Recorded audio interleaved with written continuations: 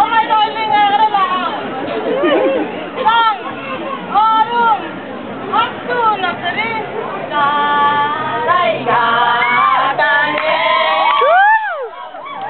Ema, Taratu, Ema, Ema, Tarate, Nemba, Rangi, Ema, Tarati, Noro.